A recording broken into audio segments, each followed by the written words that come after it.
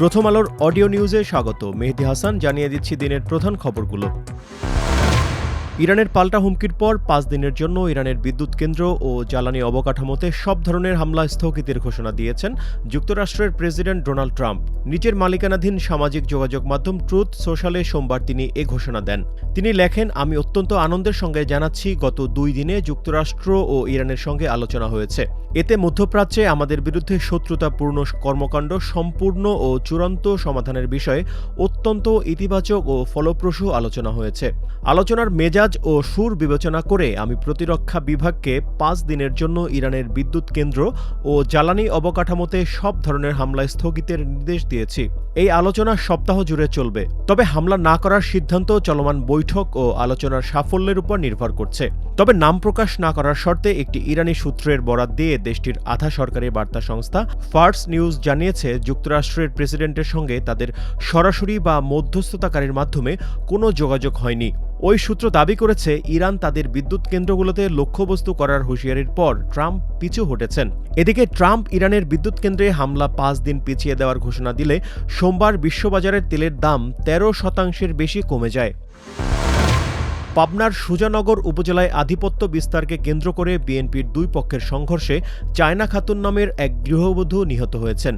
এ ঘটনায় আহত হয়েছেন ১০ জন। সোমবার সকালে উপজেলার মানিকহাট ইউনিয়নের ভিটবিলা পশ্চিমপাড়া গ্রামে এ ঘটনা ঘটে।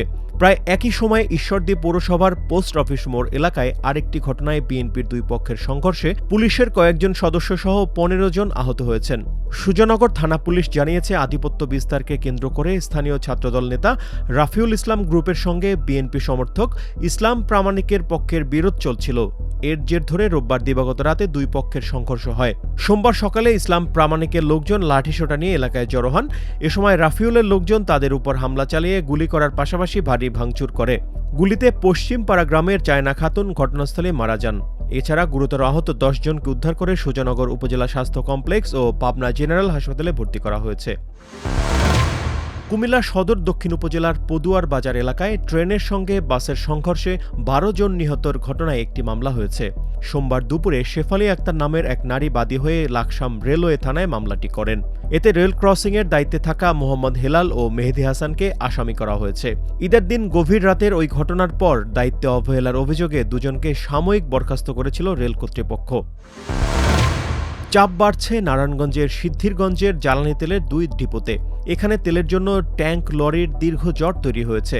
সোমবার সকাল থেকে তেল উত্তোলন শুরু হলে ডিপোগুলোর সামনে ভিড় বাড়তে থাকে।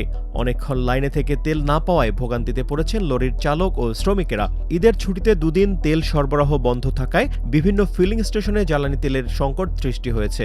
তেল সরবরাহ চালু হলেও চাহিদার চেয়ে কম সরবরাহের তথ্য পাওয়া গেছে। এ বিষয়ে পদ্মা অয়েল ডিপোর ব্যবস্থাপক আমিনুল হক প্রথম আলোকে বলেন, ঈদের কারণে ডিপো দুদিন বন্ধ ছিল। সোমবার থেকে তেল সরবরাহ কার্যক্রম আবার শুরু হয়েছে। জ্বালানি তেলের কোনো সংকট নেই। সরকার নির্ধারিত হারে ফিলিং স্টেশনগুলোতে তেল সরবরাহ করা হচ্ছে।